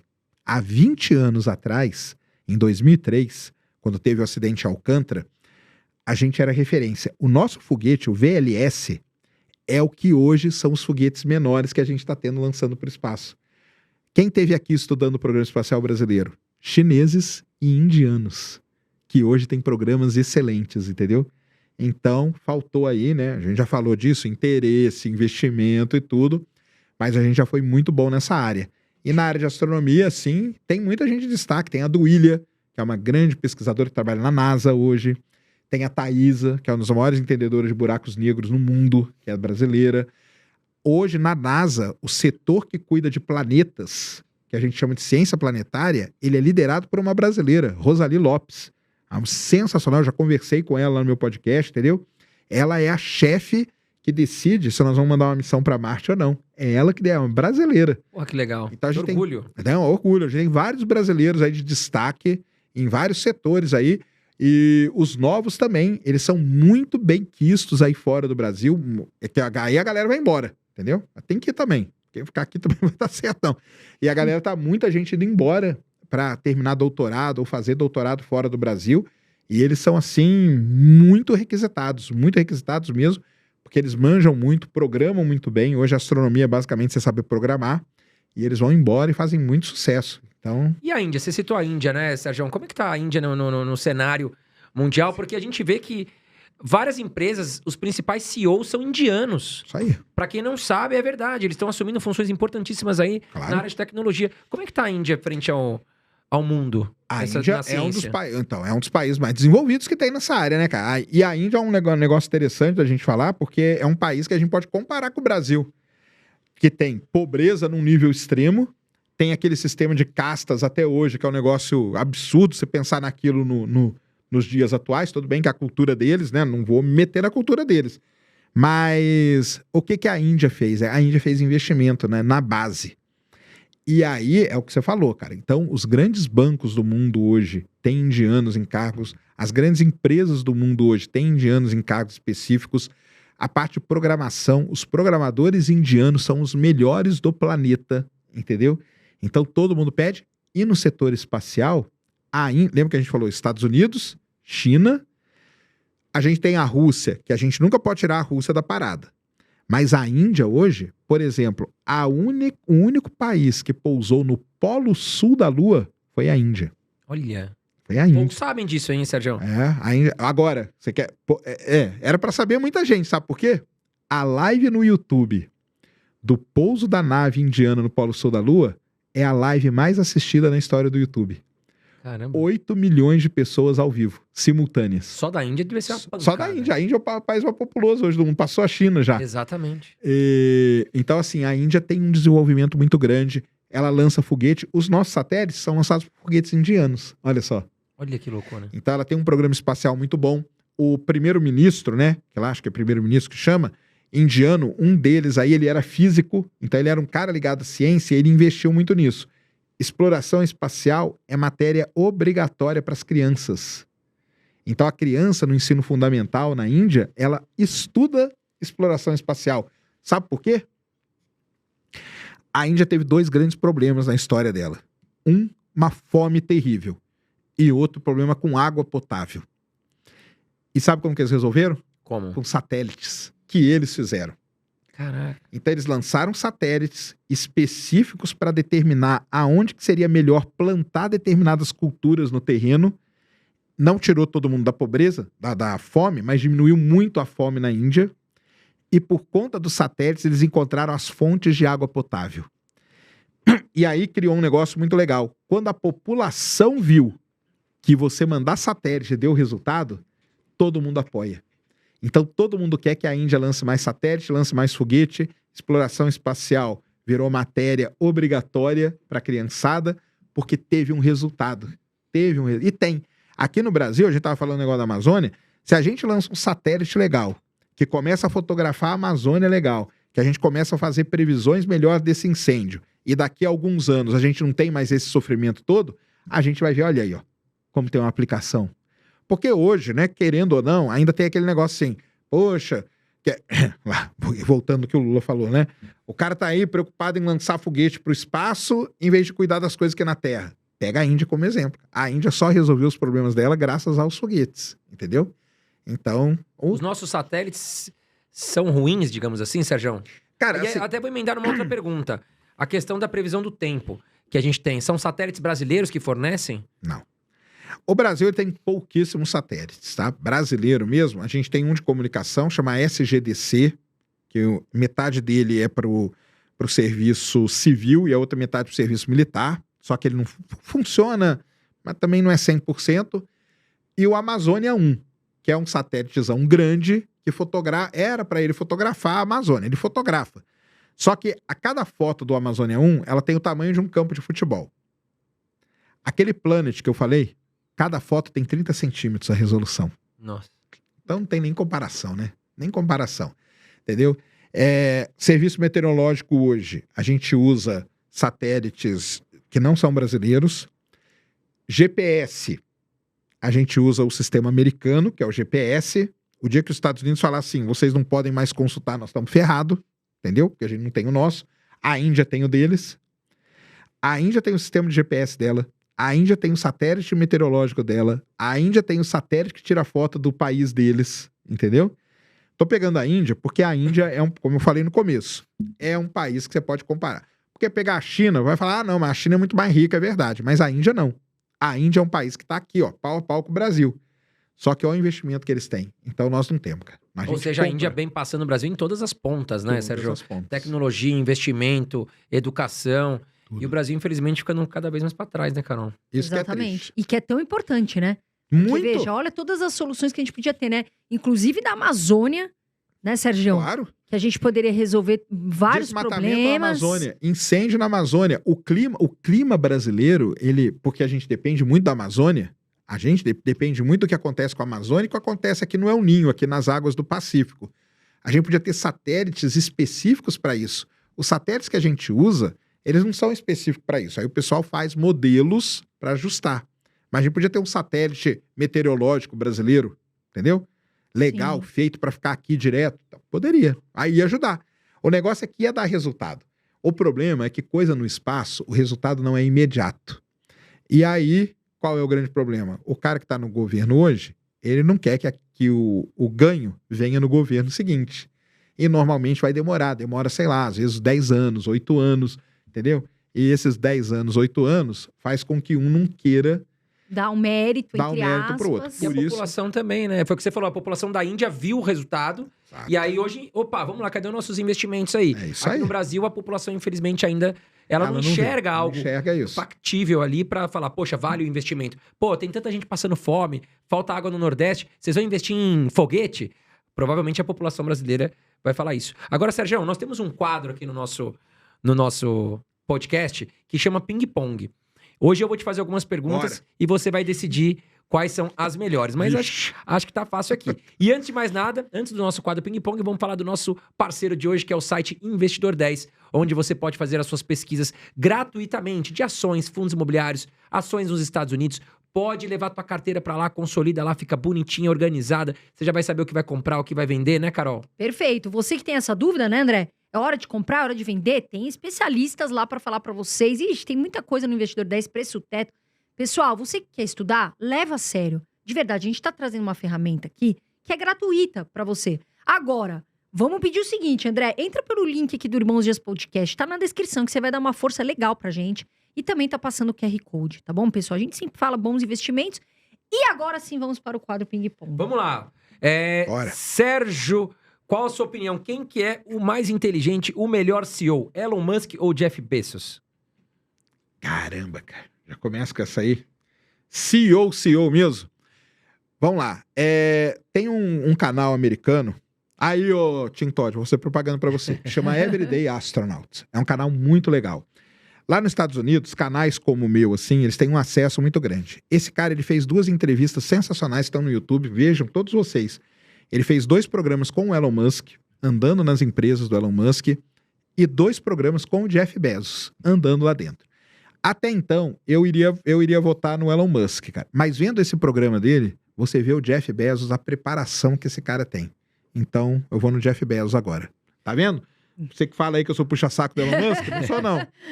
Eu vou seguir aqui agora com as empresas deles. Blue Origin ou SpaceX? Não, é SpaceX. Bill Gates ou Steve Jobs? Poxa, outros 2, cara. Só fera, né, cara? Não, aí eu vou no Jobs, cara. Eu gosto mais do Steve Jobs. Aquela palestra que tem no YouTube também, assistam. A história dele também. A história dele, aquela coisa que ele falou na formatura de Stanford, que é o Connecting the Dots. Eu acho uma coisa muito legal, que tem coisas que você faz na sua vida que você nem faz ideia do que você tá fazendo. Aí um dia, lá na frente, você vai falar, caramba, que é o negócio dele com caligrafia. O pessoal que não sabe da história, ele era apaixonado por uma menina e ele foi na aula de caligrafia. Perguntou, por que você saiu na aula de caligrafia? Não, porque eu quero ficar do lado da menina. Anos depois, quando ele foi lançar o Macintosh, ele recordou da aula de caligrafia e as fontes que a gente usa, vem tudo dessa ideia dele. E aí ele dá essa palestra aí em Stanford, antes dele morrer, poucos meses antes dele morrer. Aí eu sou Steve Jobs. Importância no setor aeroespacial. Hoje quem tá na frente, China ou Estados Unidos? Estados Unidos ainda. Rússia ou China? Hoje? Hoje a China tá na frente. Índia ou Rússia?